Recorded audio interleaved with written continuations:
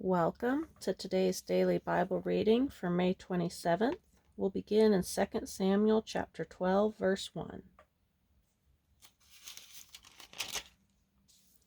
And the Lord sent Nathan unto David, and he came unto him, and said unto him, There were 2 men in one city, the one rich and the other poor. The rich man had exceeding many flocks and herds, but the poor man had nothing save one little ewe lamb, which he had bought and nourished up, and it grew up together with him and with his children. It did eat of his own meat, and drank of his own cup, and lay in his bosom, and was unto him as a daughter. And there came a traveller unto the rich man, and he spared to take of his own flock and of his own herd to dress for the wayfaring man that was come unto him, but took the poor man's lamb, and dressed it for the man that was come to him. And David's anger was greatly kindled against the man, and he said to Nathan, As the Lord liveth, the man that hath done this thing shall surely die. And he shall restore the lamb fourfold, because he did this thing, and because he had no pity. And Nathan said to David, Thou art the man. Thus saith the Lord God of Israel, I anointed thee king over Israel, and I delivered thee out of the hand of Saul. And I gave thee thy master's house, and thy master's wives into thy bosom, and gave thee the house of Israel and of Judah. And if that had been too little, I would moreover have given unto thee such and such things. Wherefore hast thou despised the commandment of the Lord, to do evil in his sight?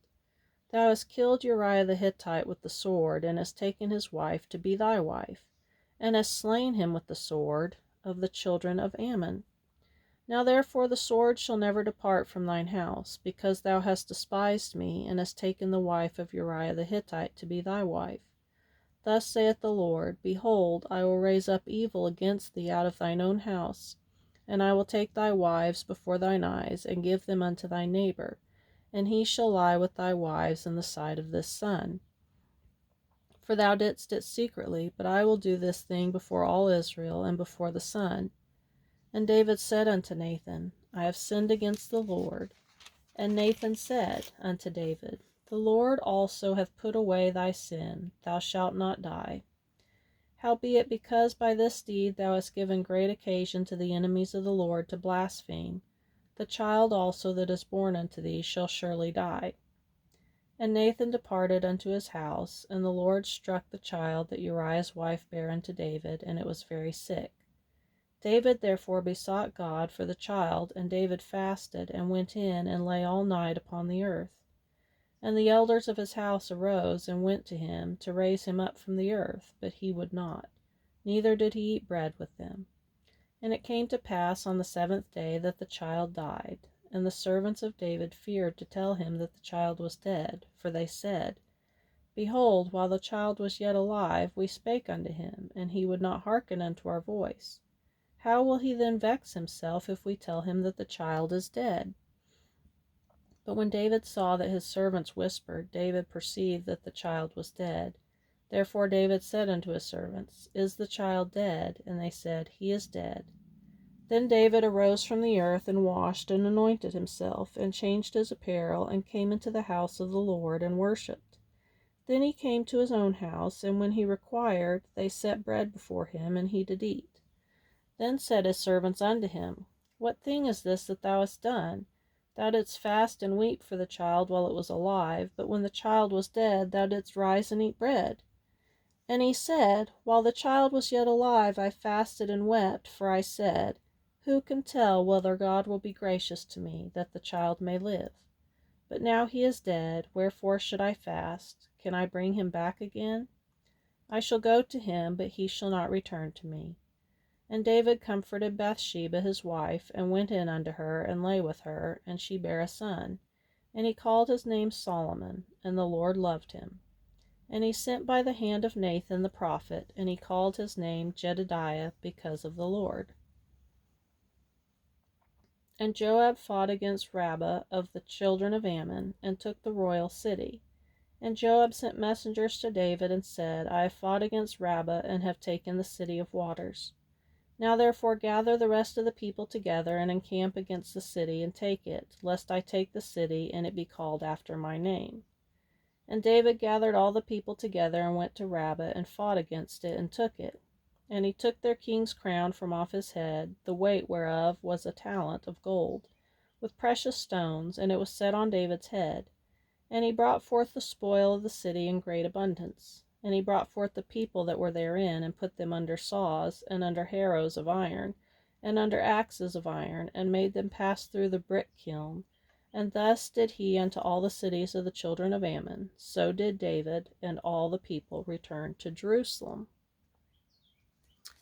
Now we'll go to John, chapter 16, verse 1. These things have I spoken unto you, that you should not be offended.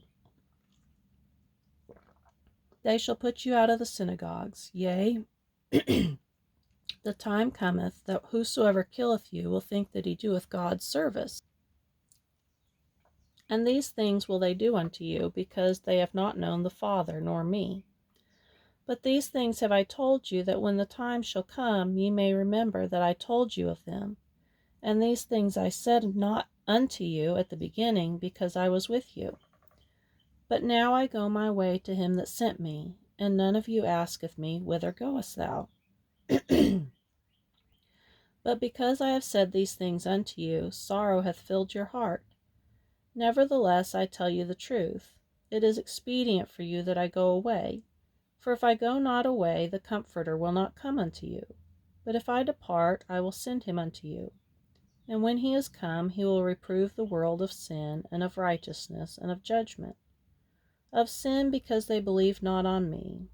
Of righteousness, because I go to my Father, and ye see me no more. Of judgment, because the prince of this world is judged. I have yet many things to say unto you, but ye cannot bear them now.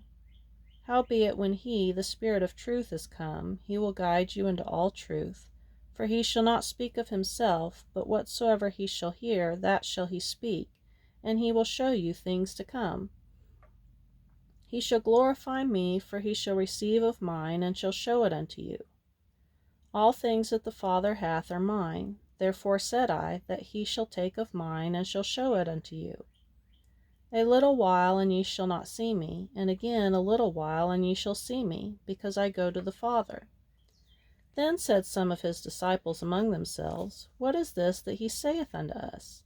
A little while, and ye shall not see me, and again a little while, and ye shall see me, and because I go to the Father? They said therefore, What is this that he saith, a little while? We cannot tell what he saith.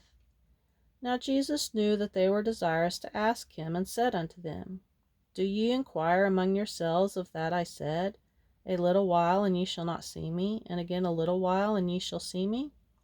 Verily, verily, I say unto you, that ye shall weep and lament, but the world shall rejoice.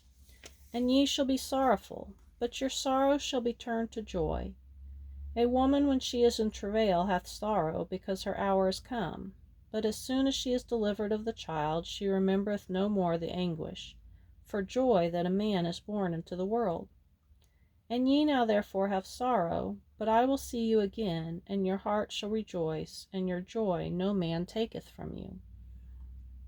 And in that day ye shall ask me nothing. Verily, verily, I say unto you, whatsoever ye shall ask the Father in my name, he will give it you. Hitherto have ye asked nothing in my name. Ask, and ye shall receive, that your joy may be full. These things have I spoken unto you in Proverbs, but the time cometh when I shall no more speak unto you in Proverbs, but I shall show you plainly of the Father.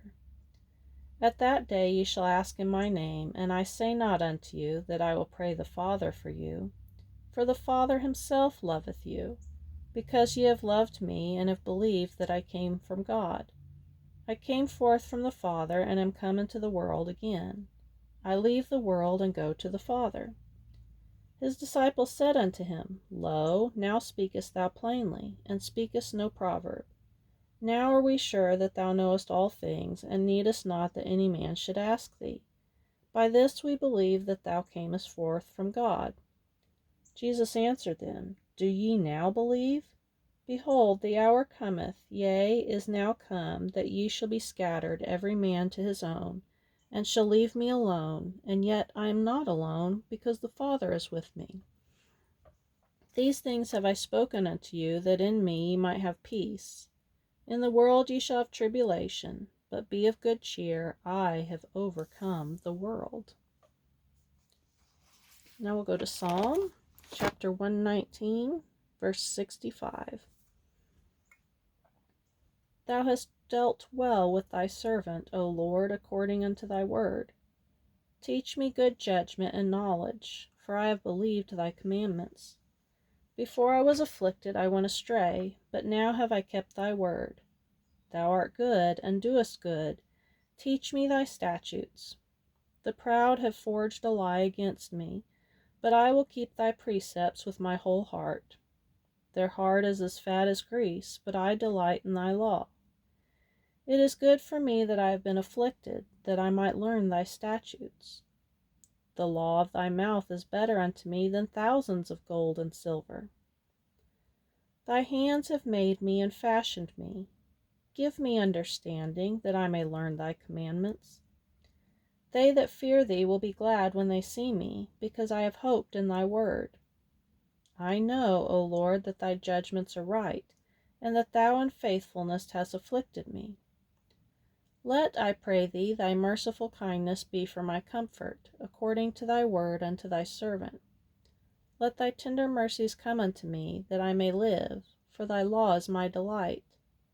Let the proud be ashamed, for they dealt perversely with me without a cause, but I will meditate in thy precepts. Let those that fear thee turn unto me, and those that have known thy testimonies. Let my heart be sound in thy statutes, that I be not ashamed. In Proverbs chapter 16, verse 4 and 5. The Lord hath made all things for himself, yea, even the wicked for the day of evil. Every one that is proud in heart is an abomination to the Lord. Though hand join in hand, he shall not be unpunished.